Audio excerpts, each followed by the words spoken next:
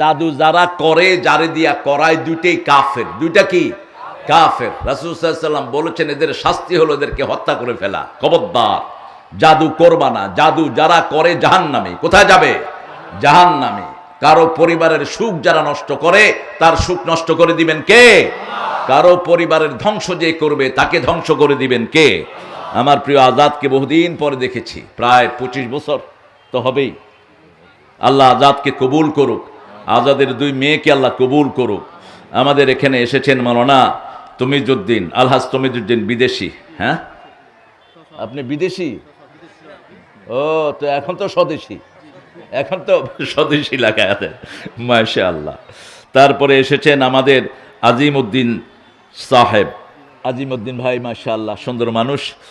এসেছেন আমাদের নাজির উদ্দিন রুহিয়া, অনুপস্থিত। এসেছেন মহিউদ্দিন, সমীর উদ্দিন সাহেব।